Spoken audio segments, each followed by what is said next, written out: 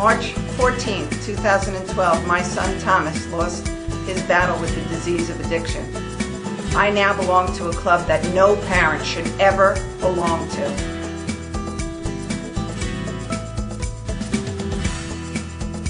Do you know the signs? Do you know the trends that children are doing in today's world?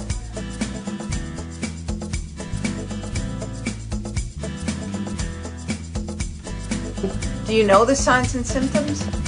Do you know the signs and symptoms of drug abuse? I want to empower and educate Long Islanders by bringing a force of professionals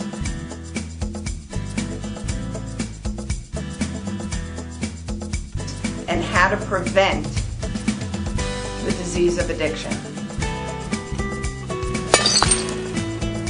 Long Island in Crisis. Good evening and welcome to Long Island in Crisis.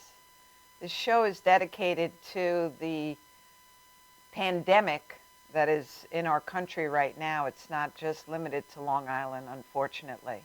We're losing a life a day on Long Island. Way too many of our young people are losing their lives to the insidious disease of addiction. And tonight, my very special guest is Steve Pinto. And coming through the holidays, I know that I am struggling with the loss of my son, and it's been 3.5 years, and it might as well be yesterday. But we're going to talk about mindfulness tonight. Just mindfulness about life in general, I think, is important now. Wouldn't you agree, Steve? Yes. Thank you for having me. Oh, please. My pleasure. It's just, it's a tough walk that everybody dealing with the disease, active in your family, having come through a loss. And I think our topic for tonight is good for anybody just under stress. And who isn't? Absolutely. In the world today. Absolutely. Especially during the holidays, and a lot of things that I'm seeing now is this is the biggest time of year that they're saying for relapse, and it can be a difficult time, and a lot of triggers all times during the year, but during the holidays too. And what better, I think, topic than to talk about than mindfulness is something that's been out there a lot. You know, I just was at KPC a few weeks ago and spoke to the parents. Nice. And, you really need to create a new set of traditions when you have, whoever's, especially in early recovery, because the drug or the drink is still controlling them. Absolutely. They haven't quite gotten over that hurdle. So you need to have new traditions. So if you're asking them, the person suffering, to, not do anything, well, then you need to also make the sacrifice and remove those triggers from your house. Right. For however long. Absolutely. Because their life is certainly worth the sacrifice of not having alcohol in the house or whatever. Right. And if going to someone's house means that all that craziness is going to ensue, then either don't go there or ask your family, hey, can we do something different for an hour so that so-and-so can come? Right. And, one of the things that, and I've kind of been doing a lot of speaking most recently on mindfulness, and especially during the holidays and stuff, is that it's almost, we go on every street corner, there's a yoga studio everywhere, people are talking about mindfulness. It was on the cover of Time magazine and something, and it's almost counterintuitive to the way the world's going. The world's kind of speeding up and it's becoming instant, and mindfulness is kind of asking people to, create an active moment-to-moment awareness of kind of how things are and to slow things down. And I work with clients all the time, and say, okay, I want you to take 5 minutes and talk about a mindful activity or come into your body. And it seems so counterintuitive to people, but yet sometimes when they finish, they experience relief, which is one of the reasons why, especially early on in recovery, is when you can help somebody become aware of their experience. It takes a whole new shape. That's great. I really can imagine that most people don't know what that means to come to a mindful moment and go through that. And that was one of the things where I can relate to that. I mean, when I first started practicing mindfulness in my life and meditation and sitting, it was something that I remember taking a course in college, and I was like, what is this? This is weird. And I remember I took the course, and they were like, the first thing we're going to do at the end of today's class, we're going to stand on our heads, and it was all this weird stuff and yoga and all these positions. But what ended up happening was, after sitting, and there's research that has been released today, if you can sit and you can practice mindfulness for a half an hour a day, 7 days a week, for 8 weeks, it actually creates biological changes in the body. You see increasing gray matter in the brain, and the amygdala actually shrinks, and so you're seeing all these great things. But it's a tough journey in the beginning. So I practice yoga. Right. But even to practice that, to be quiet sometimes, you have to keep telling yourself to be quiet. But, having practiced yoga now for quite a few years, the poses are just to really exhaust you so that you can sit and meditate. Yes. That's the whole, it's the meditation that's the most important thing. Or the rest at the end of class. That's because for those 5 minutes when you're in Shavasana. That's right. And you can just turn your brain off. I went Sunday afternoon and I was passed out. Okay, lay down. 5 minutes out for the count, and I woke up. I was like, I hope they didn't lock me in, because I didn't know how long I was asleep for. Right. That's so well said. Yoga was defined as the preparation to get into that meditative state. The coolest part about it, I think, as a clinician, a practitioner myself, working with people both in recovery and people who are just generally looking to reduce stress, is that people become so engaged in their experience, and they have a greater sense of being able to handle what's going on in their lives, and be able to handle kind of the rush and the flow of the pace of life. And it can be either in short bursts where people are taking 1-2 minute pauses, or they can formally sit in meditation. I mean, there was a study that was done at Harvard, and they took a phone, and they gave all these people these pagers, and it would page them 4 times a day. And when it paged them 4 times a day, it would ask them 4 questions. It would ask them, what are they doing? What are they thinking about? How are they feeling? And what do they plan to do? And now you and I could have probably saved them the thousands of dollars of research, but what they found was the people who were washing the dishes and thinking about washing the dishes showed higher levels of contentment across the board. But they're finding that people are engaged in behaviors like washing the dishes, and they're thinking about going to bed, or they're sitting in a meeting and they're thinking about the work that awaits them on their desk, and that is what's causing a real without a doubt. Yes. Be in the moment. Don't be in the past moment. Don't be in the future moment. Just be exactly where you are, which is very difficult for a lot of people to do. But you have to practice. And that's, they call it a mindfulness practice. My client, I working with my clients a lot, and I talk to them about it. It's like, you're always practicing. You're always practicing. You never really. It's not that you're going to arrive at a place. You're always practicing. Even when you're practicing, for me, practicing yoga, the instructor will often say, if a thought comes to your mind, let it go. Don't judge it. Don't answer it. Don't anything. Just let it go. This is your hour and 15 minutes to yourself. Just be in that moment. Absolutely. That's my whole moving meditation. I have nothing in my head. Right. I'm just listening for a cue and just doing, what I need to do at that particular moment in time. And it's the best time that I give myself. And coming through everything that I've come through, having my breath, that breath that can bring me back to exactly where I need to be, has saved my life on more than one occasion. That I can see, and that's the courage that you have to be able. Because Linda, one of the things is that I think people struggle with. Because I talk about mindfulness all over Long Island, and I ask the same question: how many people in here know the benefits of mindfulness? And I get 95 to 100% of the people raise the room. And then I ask the next question: how many people in here practice forms of mindfulness? And you see about 10% to 15% of the hands go up.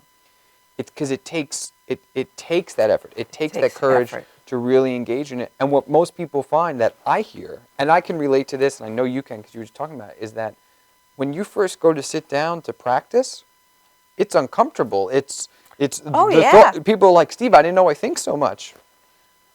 You know, and they have that discomfort in the beginning, and that starts to quiet after a period. It does, you know? but it's a practice. Yeah. So you're not going to learn it the very first 5 minutes that you sit down. But I find that going to sleep, when you go to sleep and you can really quiet your mind at some point in time, is extremely beneficial. You know, and having people, start with different steps. Some people do walking meditations where they actually go for a walk. And Absolutely. Yeah, a lot of Get different into routes. nature is excellent. I take my 2 dogs up by the bluff because I live in Kings Park. So up there, walk in the woods, my best time ever. Just not thinking about anything except being pulled by 2 dogs. That's it. And that's some of the best meditative work. And I love what you're saying is just coming back, coming back to nature and simplifying. No, right? Thoreau talks about simplify, simplify. Getting back to and the complications. And even in my personal life in the holiday, I mean, we all sit around those tables. We were just talking here is that, people talk about the pace. Professionals, all fields, from mental health to finance to all different businesses. People talk about the pace and how high and fast things move, and at times it can be very overwhelming, overstimulating for anybody. Oh, for anybody. Yeah. Especially this time of the year. But thinking about Christmas now and what's important. What is important? That you run around and buy gifts that you can't afford for people that you may not even want to buy gifts for? But wouldn't it be nice to take a step back and just go back to the meaning of family and friends and keep it simple? And finding that balance, I so agree. And right, this is in the mental health profession we talk about, season of gratitude, and being able to, talk about what is, what are we thankful for and reflect on those times. Positive psychology, talks a lot about that, is that our brain's wired for negativity for a lot of biological reasons. They call it the negativity bias. But in positive psychology, they say if you can focus on 3 things that are positive or that went well today, I ask people all the time is before you go to bed, if you can focus on 3 things that went well, and it could even be the fact that you're breathing, you actually start to wire the brain to look at things in that positive, that positive perspective. Linda, and you know this, is that I talk to a lot of people, both in practice, and a lot of people would say that they're guilty of, I do things for others that I wouldn't even do for myself, in terms of the holidays, right? And what would then you find yourself getting agitated that you're doing those things for someone else, but it's you that is pulling the trigger to do those things. Right. It's okay to say no, and it's okay to step back. Right. Most times you're asked because they know you're going to do it. Right. Which has set up a pattern, right? Yes. Has set up a pattern, who do you blame then? Do you can't blame the person for asking because you're the one that said yes. You had the ultimate control. Right. And it's okay to say, you know what, I'm really too busy to do that. It would take too much time away from myself and my family. I'm sorry, I can't help you. That's okay. Right. They're walking away and they don't care. And if they're going to criticize you, who cares? Right, what's that old Dr. Seuss line? For those who mind won't matter, and those who matter won't mind, right? Exactly. Terms of, and helping people achieve that balance. I think it's important to help individuals prioritize and value. I do a lot of that in my work in terms of, talk about if your priorities and your values aren't in line. There's usually, my priority is, people say my priority is to lose weight in January, New Year's resolution. My priority is to lose weight, but I don't value my body. You're going to be a conflict, right? If my priority is my family, but I don't value the time that we spend together. It's how do you get those 2 things to align? And where mindfulness can really help is that it's almost an emergence of you remember what really matters. Absolutely. Absolutely. So I know coming through this year, and a lot of people that have lost people to this terrible disease, I just shared with you. Yeah. So I could very easily go into, I don't want to get up today. But every morning I've been getting up at 5 a.m. and going to a 6 o'clock yoga amazing. class, which is sometimes just killing me. But I'm always thankful and grateful that I did it at 7 o'clock. Not so much at 5:30. 5:30. Right. But, right. you know, and eating healthy. So I do value me. Because if I'm not 100%, everybody suffers, especially me. So, you know, I have a choice every single day. I can wake up and say life is good, and I'm going to have my moments today. And I'm going to do everything that I can to make me a good person for that day, for that moment in time. You know, I'm going to eat well, I'm going to exercise, and I'm going to take care of myself. Which spills over into other... Yes. Spills over into other areas. Without a doubt. Right. Without a doubt. I have a new focus. I have a new, you know, and it's interesting. I've been doing it for a month. And maybe, and I did travel a few days. I missed 2 classes. That's it. So it's a new pattern for me now. Now, even if I wanted to sleep in, I am awake at 10 to 5 every morning. So a new pattern has evolved that I'm just going to roll with. So a lot of the things that helps people be successful is creating those patterns, rituals, right? Rituals, the patterns. The patterns, so I know for 90 meetings in 90 days, there's a reason why you do that. That's right. You create a new pattern, and all of a sudden, when you don't do that activity, your body and your mind and your soul misses it. So creating that, and it's so well, the more you create those rituals, and it's a big part of meditation and mindfulness practices. You know, you sit, you know, and this is what I do. And when you get into that position to sit, or you go to your corner, wherever your space is, or when you go outside and put on your walking, your body knows it and starts to go into the space that you want it to be. We're going to be right back after this message.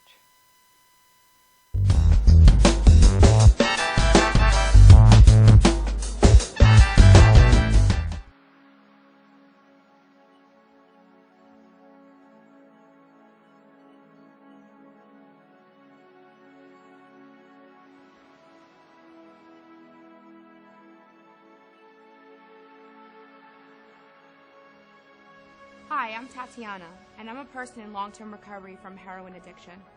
It was really, really hard, waking up in the morning, not knowing what to do, needing my next bag. I was so lost, but I'm here today to tell you that there is a solution. When I was in my active addiction, I didn't realize that there was another way of life. I thought that that was the only way, because it felt so good to get high, but it was all an illusion, and I didn't realize that. But today, being 4 years clean and sober, my life is absolutely amazing. I'm able to travel, I don't need a drink, I don't need a drug. I'm just happy being with myself. I couldn't understand for many years why was I doing this? It's because I was an addict, but I didn't know it.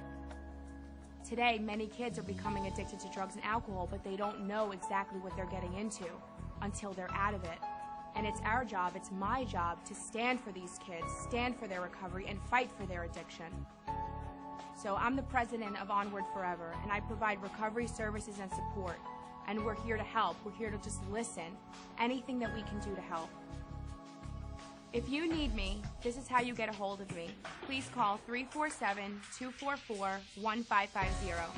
347-244-1550. I developed this company to help you, our families, and our community to fight this crisis on Long Island and in our nation. Thank you.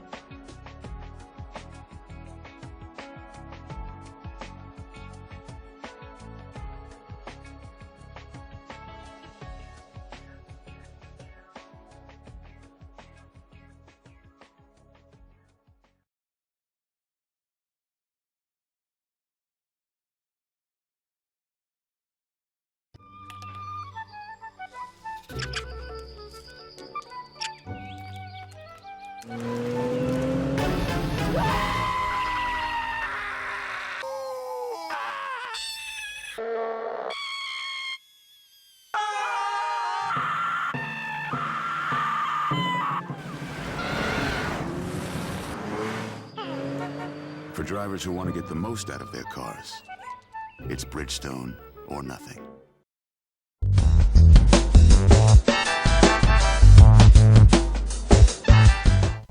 Welcome back to Long Island in Crisis, and my good friend here, Steve Pinto, and we're talking about mindfulness.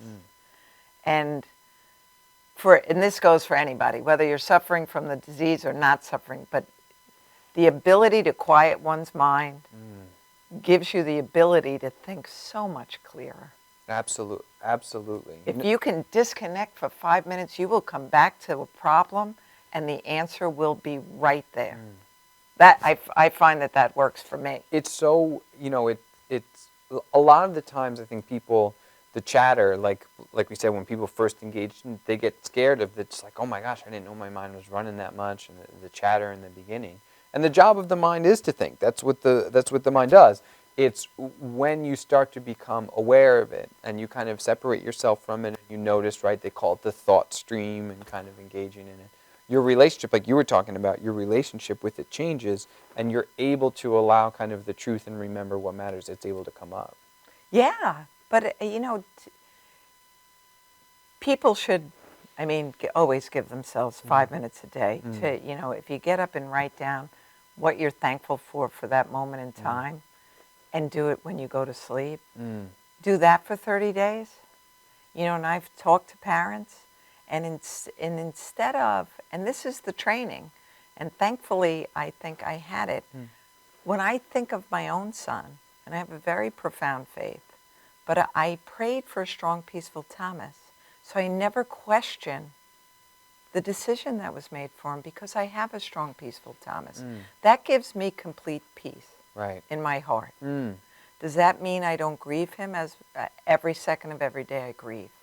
But I know where to go to get my peace. So when you, now instead of worrying about what I don't have, which is a huge part of my life, but if I can remember everything he was in my life and all the blessings that he came, and to remember 3 happy thoughts a day about him, which is easy to do. Right. It changes my whole thought process for the day.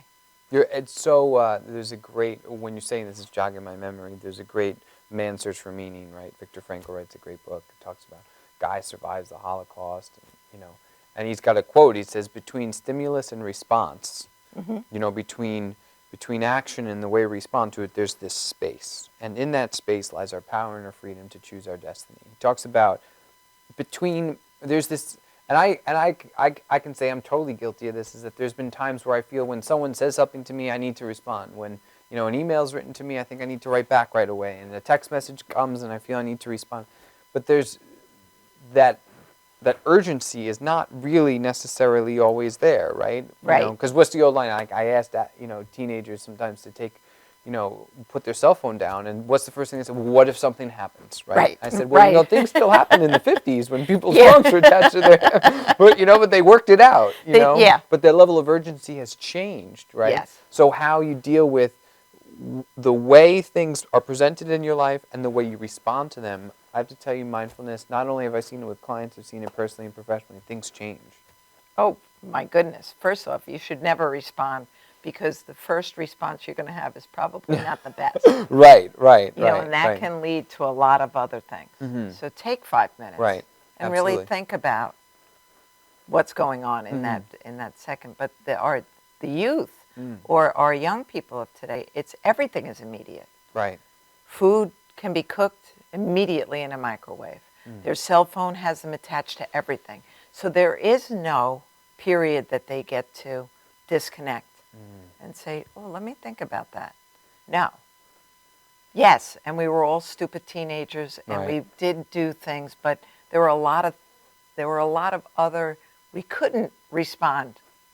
Right. And there's so quickly. And there's that danger in, and I remember I gave a keynote at a local high school, and we were talking, and my heart at times goes out to the teachers. Oh my goodness. And here's why, is because I couldn't imagine, and I'm not a teacher, I couldn't imagine being a teacher and knowing that 25 of the kids are sitting in the classroom and they may have the answer to everything you're saying is in their pocket. You know, they could look up if you're wrong with one fact and know it was 1786 and not 1785.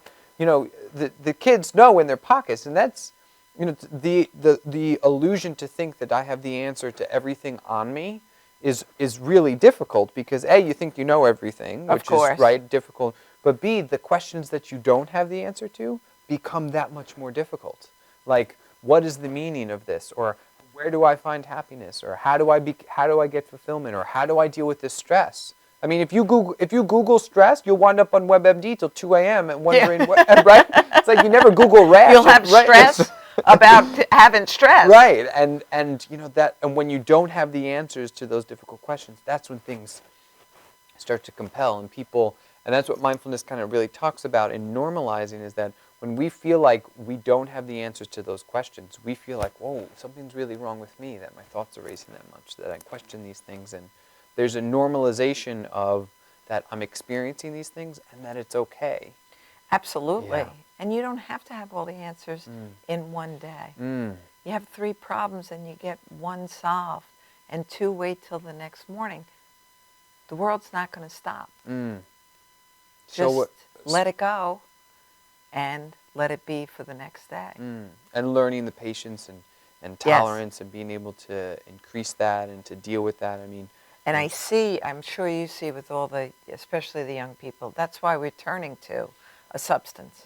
We're turning to a drink or smoking pot, or because it takes that chatter away, because your mind is now numb to it. To take that break. I mean, what they see when individuals are experiencing meditation, I mean, we're at the place where, you know, mindfulness has changed. It used to be this thing. It was from the East. It was, you know, but today, I mean, they've done the research. I mean, they're hooking people up to electrodes, and they're you know, looking at, you know, MRIs and functional MRIs, and they're seeing that individuals who are practicing meditation, there's prefrontal cortex stimulation. I mean, there's all these things that are going on in the brain, and that connectivity. And when you're using substances, it greatly impairs all of those things, and kind of flies in the face of a lot of that, which is kind of, you know, it's the antithesis of what it is that we're trying to do, which makes the mindfulness piece that much more difficult. But, you know, yoga is 5,000 years old. Right. So is Ayurvedic medicine. That's right. You know, that you can really heal yourself in many ways.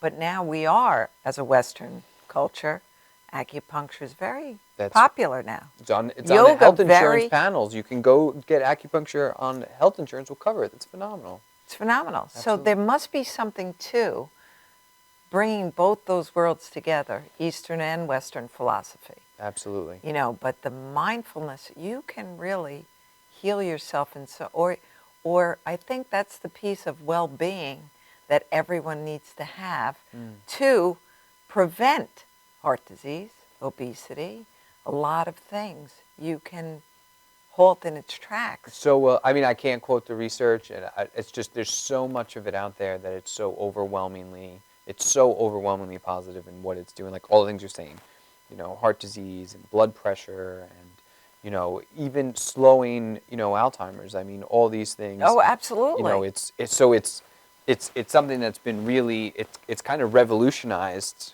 You know, I was doing some postgraduate work at Harvard, and they were talking about, like, you know, if you're not practicing mindfulness, you're probably not doing something right in terms of clinical, you know, in terms of clinical practice. It's such an important clinical tool. Wow.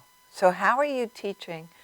I think adults may get it a little bit easier, but how do we teach young people? So I do a lot of different, you know, kind of different things, because you can practice mindfulness in a lot of different ways. You know, sometimes in session I'll have people will listen to the clock, literally just, you know, having them focus on the clock. I'll ask young people to, you know, go to a place in nature where they can listen to specifically to their happy place. Yeah, something like that, right? I'm going to stop you for 1 second, and we'll be right back after this message.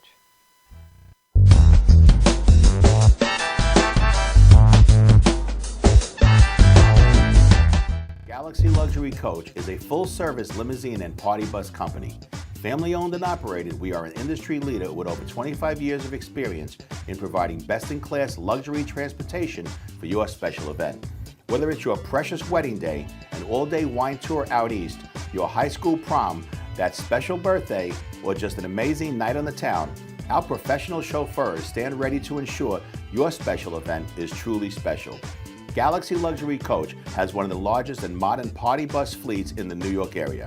Our party buses are simply nightclubs on wheels. Concert sound systems, light shows, lasers and strobes, multicolor LED lighting brilliantly lights your party bus inside and out. For corporate and more laid-back events, we will cater to your specific needs and requests. What sets Galaxy aside from all others in the luxury transportation industry is our attention to detail in customizing our services to your special event. At Galaxy, it's all about you and your guests. Galaxy customers return time and time again because they know they can trust Galaxy to help deliver those lifetime memorable moments. Step aboard and let your Galaxy experience begin. Galaxy. What are you looking for? You don't even know that. You on the ball list, so you can't even answer. I'm asking you about it. You gotta be highly skilled. You gotta be highly skilled. You understand that? Are you well versed there? Are you very smart man? Hit me with some funny shit. My shit's twisted. Tell me something. What do you have right there? That's awesome. Well, that's a big. That's nice. You know damn well. That's awesome. That's awesome. That's Sir, are you interested in twisted or not? Yes, I am. I see you guys. That's twisted. That's talent. You see what I'm saying? You understand me? And if you can't whip out answers like that, that man is liable to door to commercial break, punch your fucking mouth loose. You understand me? Time is up, sir. You understand me? You're on. You're the man. All right, give me your name now. I'm sorry. My name is Willie. Willie, where you working at? we are twisted. We are awesome. Love awesome. Can you repeat that question again? Time to make the donuts. Dunkin' Donuts are always fresh. I made the donuts. We make them at least twice every day. Time to make the donuts. Not a few kinds, like supermarket. Made the donuts. Time to make the donuts. But up to 52 varieties. The donuts. Time to make the donuts. I made the donuts. Dunkin' Donuts, up to 52 varieties, fresh day and night. No supermarket can say.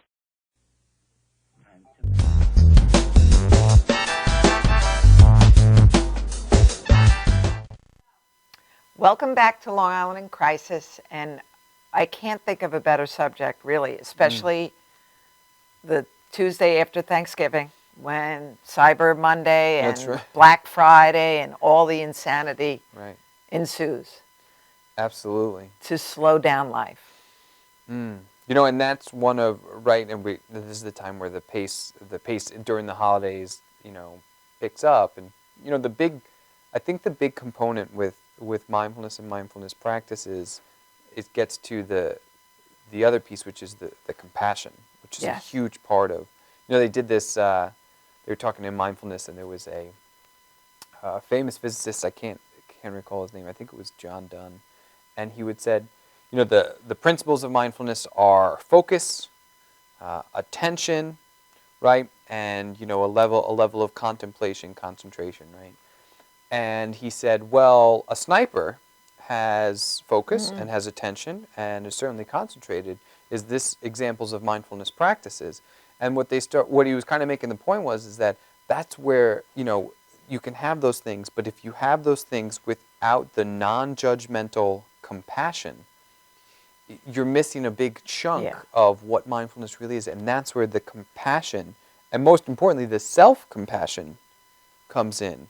So especially during times of this holidays, you know, a lot of the people I work with, I talk to a lot about what is it like to have compassion for yourself during this time. I know, so I just shared with you on Thanksgiving, I stayed home all by myself, and I took care of me because I didn't want to talk to my family. Not that I didn't want to. If I can only see them on Thanksgiving once a year, then I have a problem anyway. Right. But I didn't want to talk to anybody, and I didn't want to listen to anybody.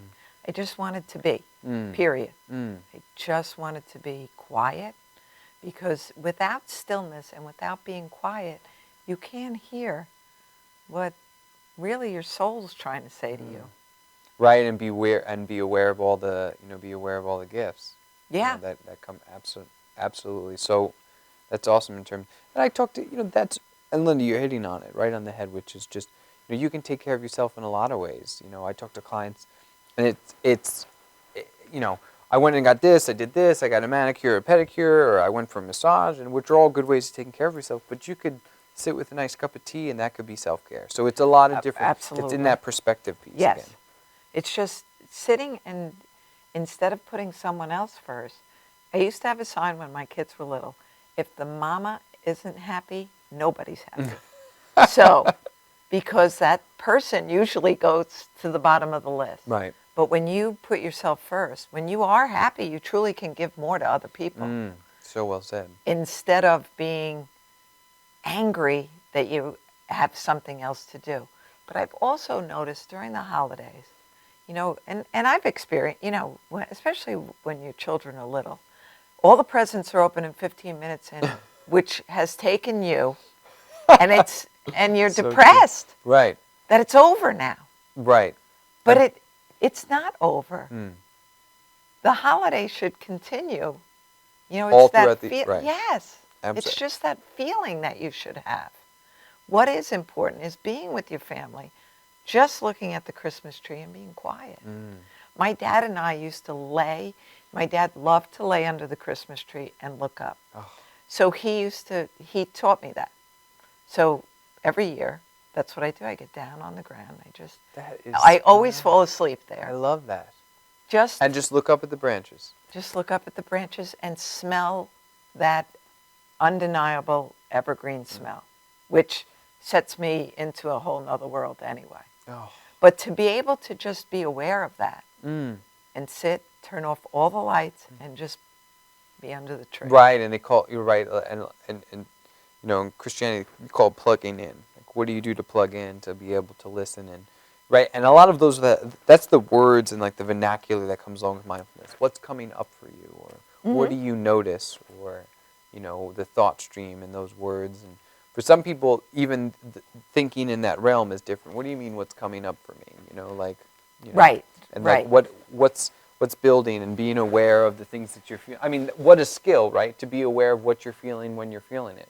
Oftentimes, when people are experiencing stress and anxiety, it's usually related to their misdiagnosing the way that they're feeling inside. They think they're angry when they're scared, or they think they're scared when they're anxious, and they think that they're anxious and they're feeling, so it's, and when you misdiagnose something, an emotional state, you're going to do the wrong things or you'll be wrong in the treatment of it. You won't be able to do the right things to be able to know how to get yourself out of it. Yeah, because a lot of people get very angry, but that's not, they're not angry. Right. So not angry. And all the time, right? Anger is one of the biggest misdiagnoses. Someone cut you off on the road and you're so angry, right? Right. But most of the time, it's related to fear. They cut me off. It could have been my life. It could have hurt me or my loved ones that I'm driving with. And fear is at play, usually. But what do people do? They attempt to work through the anger. Right. Which you'll get there at some point, but fear is usually the root of that. And when you sit, your relationship with fear will begin to change. You won't be so oppositional to it. You'll see it more as this is another thought that comes with another sensation and another emotion that's okay. Yeah. Wow.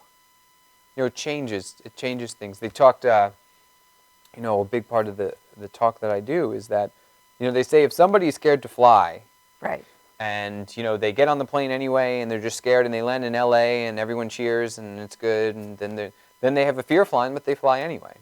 If somebody is scared to fly and they're anxious about flying and they don't fly because they don't want to experience the anxiety of flying, right, that's when that anxiety has the potential not only for a disorder, but also has the potential to inhibit them in accomplishing what it is that they're trying to accomplish in life, whatever it may be.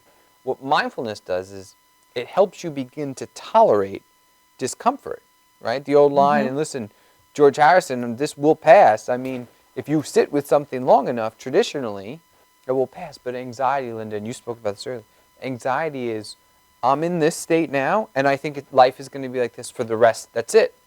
Yes. Right? No, it's going to pass. It's going to pass.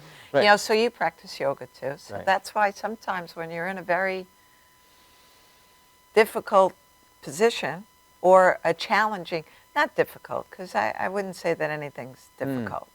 I think challenging may be the word. Right.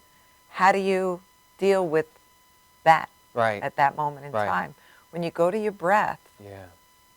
everything changes. Mm. And you can be in an uncomfortable position, and that's what you take off your yoga mat. Mm. How do I show up in life? How did I show up today? When something got difficult, how did I handle it? Right. Well, I can step back and take a breath and say, all right, Right. I What got are we- this. Yes. Or I got to go for a walk right Mm. now so that I don't say or do something that I don't want to. So I'm going to work through this feeling. Mm. But it's that awareness that I can do that. Absolutely. But it is the uncomfortableness of being in something that you don't want to be in. So, and what's the old line? That comfort is usually not over or around, but usually to get to comfort, it's going through discomfort. You know, and that's what I've been speaking to parents too, especially with grief. Yeah. There's no easy way you can't go around it, you can't bury it, because it's always there. Mm. So the quickest way to get through it is to acknowledge it and go through it. Mm. You have to feel those emotions to get through them. Yes. You know, so if I need to cry for 15 minutes every morning, because then I have to go go about my day, then that works for me. Mm-hmm. Or whatever it is, find what works for you, acknowledge it, and then say, all right, tomorrow morning I'll pick this back up. And maybe tonight when I get home from work, I can think about what it is that I'm still grieving about.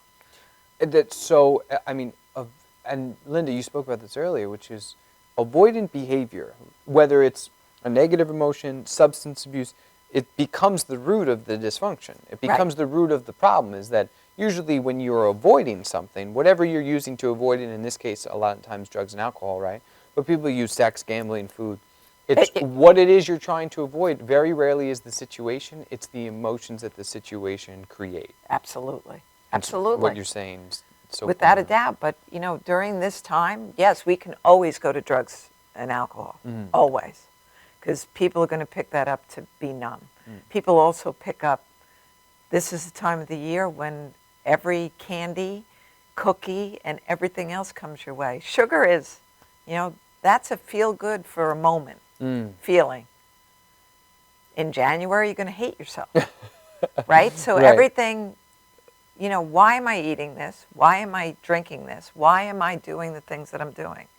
Because it's not going to make whatever it is you're feeling stay away for very long.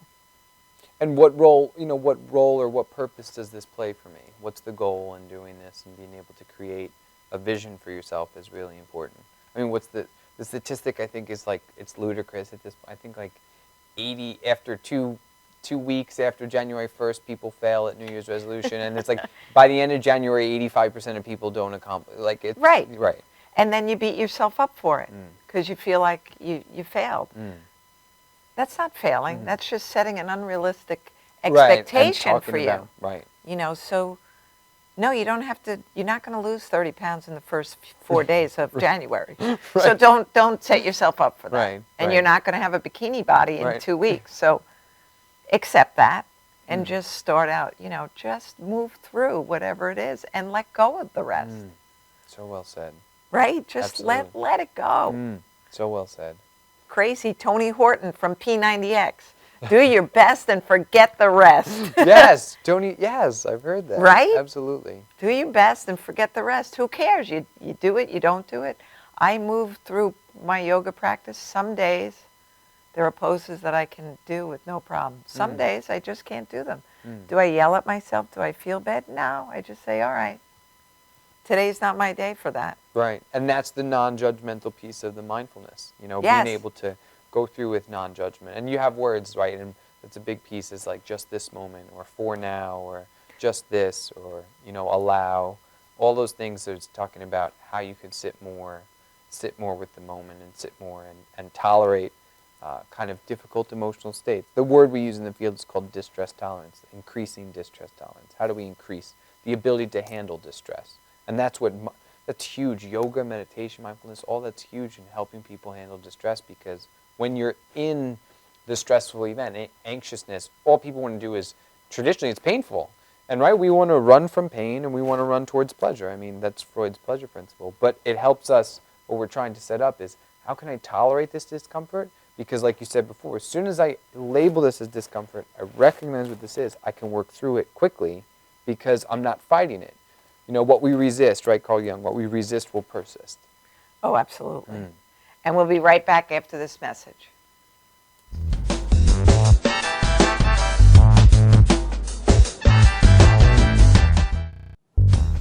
Legends TV presents Vaudeville Review in the 21st Century, December 5th, 2015 at Theater 294 Route 109 in Farmingdale, New York. Easily accessible by mass transit, Long Island Railroad, all major highways, the N72 Babylon bus right outside the door. Featuring hip-hop, R&B, magic, rock, comedy, poetry, pro wrestling celebrities, and much, much more. Starring R&B pop singer, songwriter Roger Ortega and hip-hop great So Soon. Also appearing ukulele rocker Lloyd Gold, rocker Kareen Ulano, Firestone, comedy greats Sherwin XL and Brenda Lawson, magician the amazing Louie, poet John Winnell, our house band Alpha and Walter Halverson, mixing blues, rock, and hip-hop in a multi-genre mashup as they perform a great set while serving as our house band. And pro wrestling fans don't miss Rage and Vinny the Guido. Find us on Facebook, Legends TV, Evan Ginsberg, Steve Ludwig, and folks, you missed the birth of your mother and father. Don't you dare miss Legends TV's Vaudeville Review in the 21st Century, December 5th at Theater 294 Route 109, Farmingdale, New York. Be there. All tickets only $20, available at the door, Theater 294 on Facebook.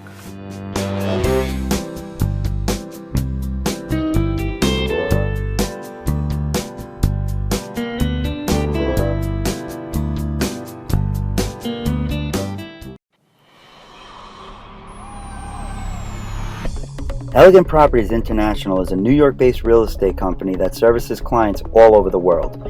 With offices in New York, Long Island, and London, we can help your dreams of home ownership anywhere come true. The home buying process has many phases, and we strive to keep our agents informed by constantly attending seminars and networking events. Our team works hard together to make your clients happy. Investors, let us help guide you through the process of buying, flipping, and getting that for sale sign back on your investment so you can move on to the next one. We put care and effort into our open houses for sellers, and our goal is ultimately to get your contract signed and put you in your home so you can enjoy everything that it has to offer you. Feel free to visit our website, www.epinewyork.com, and contact us with any questions. And always remember, no matter where you are, we will always strive to make your day end happy and at home.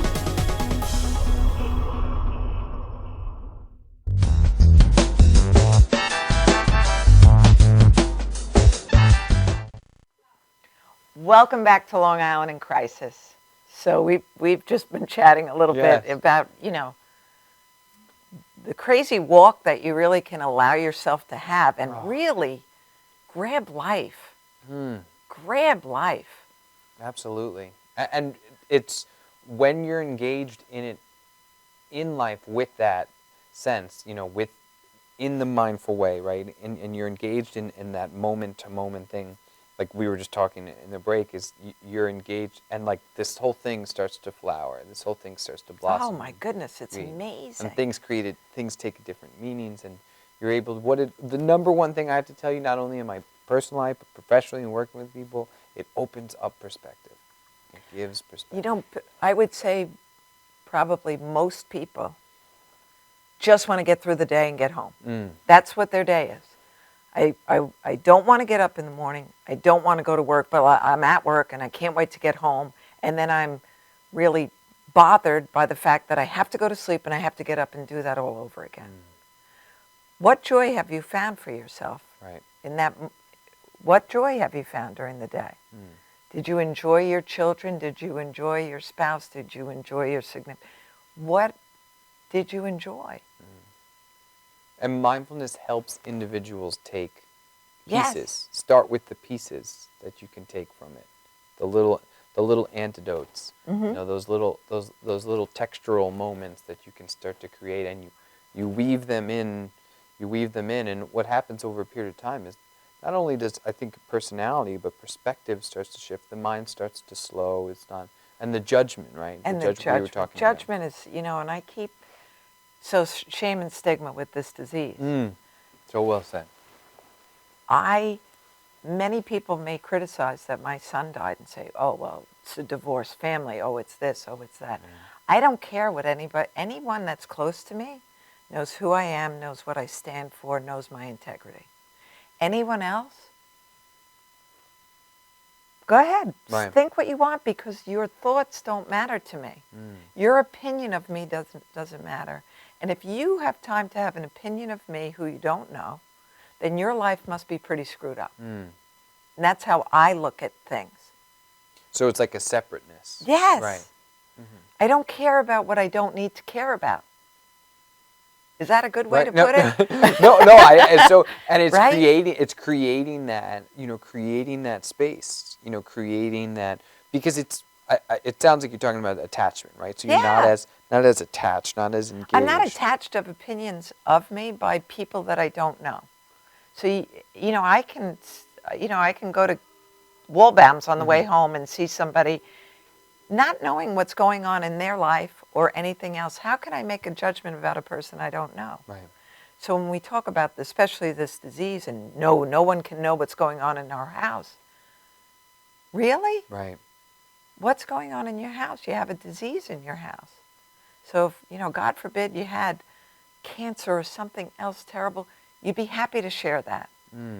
Be happy to share this, because it alleviates so much of your stress. So to keep those dirty little secrets, because you're as sick as your secrets, right? Right. And you get so, they talk about, it's, you get so attached to the outcomes of things, so attached that I need this job because I need to make this money, or I need to pay this bill because it needs to set this up, or I need to be able to do this so I can get that, or I need to save so I can achieve.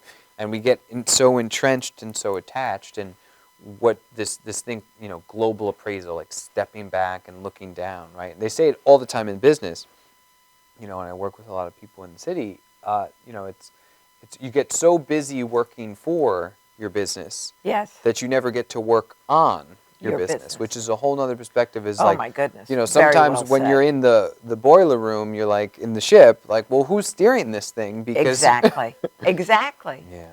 Exactly. Yeah. But, if people who didn't want to go to their job got up and said, you know what, I'm going to have a different attitude about my job. What do I like about my job? And if that's my coffee break, well, then really like your coffee break. Because every day, if you can find something else that you may like about being there, your attitude will change. Your happiness will change. You can move through things differently. Right, contentment. Always, contentment. Yeah, absolutely. I have to be here, so why don't I make the best of the situation instead of finding the absolute worst of the situation to do? A true skill in navigating that and creating that in a variety. And is it going to happen in one day? No. Mm. May take a year to accomplish that. Who cares? A year's going to pass, whether we want it to or not. So you might as well work on small little steps, right? Absolutely. Especially with mindfulness and dealing with a family member that's struggling. Take yourself out of their disease, and what can you do to empower yourself to do better and be better, equipped to handle what's going on in your house? Right. And I help people, and one thing I always ask, and every time I speak, and what are people willing to commit to doing one thing different? Whether it's tonight, it's tomorrow, it's the next week, what can you commit to doing one thing different in your life? And for some people it's driving a different route to work. For other people it's, I can commit to, I'm going to not attach to here, or I'm going to take better care of myself here, and committing to doing one thing. And like you're saying, if that commitment steamrolls and it starts to create a motivation and momentum in a positive way, very little effort. Like that old line, it takes 80% of a rocket's fuel is used within the first 10 minutes of the flight. Yes. To get it out of the atmosphere. It's used, all that effort, all that fuel is used in the beginning. But once this thing's up and going, very little fuel is needed. It's just small little, modulations to help the What a great shuttle analogy. move, right? So it's a wonderful thing. We all have smartphones, so Mm. every day you can Google an inspirational quote. Absolutely. One a day. Read that. Start your day with that. Think about that one inspirational quote all day. Maybe you like that one and you use it for a month. Write it out. Carry it with you. And when you need to go to a place, have that. I challenge people all the time. I say, what would it be like to put those quotes around your house? Where do people look? I have those signs all over my house. All over. All over my house. That's my favorite thing to have around my house. And you put them all weird places. I tell people, rearview mirrors, dashboards, the back of the medicine cabinet. Absolutely. Like when you're getting your toothpaste in the morning, it's on the back of there. All little places that you can go and little antidotes of reminding, right? That's why you say, that's why we have artists and musicians, to remind us why we're really here, right? To remind us of what's really going on, yes. Absolutely. The experience Absolutely. is what they're trying to paint. Absolutely. Any advice for somebody who's really coming through this holiday that's maybe not going to have a good holiday? I think like we spoke about earlier, I think the more you can begin to focus on what is going well, focus on, what are the positive things that are going on in your life that you can begin to multiply.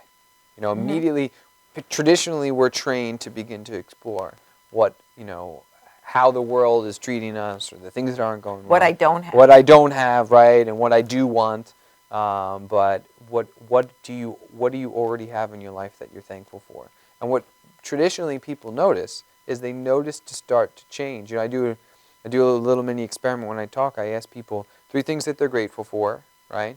And then 3 things they're thankful for. And then now once you've embodied that, now think of something that you really don't like happening in your life, and they see it in a whole new way is because, oh, that's really not that bad. Isn't that great? Steve, thank you so much for much coming for having tonight. me. You're going to Yes. have to come back because Absolutely. we could talk about this a lot. Thank you so much for joining us this evening. I look forward to seeing everyone next week. And Dr. Michael Delman will be here, and we'll be talking about marijuana and our youth. Yes. Have a great week, and good night.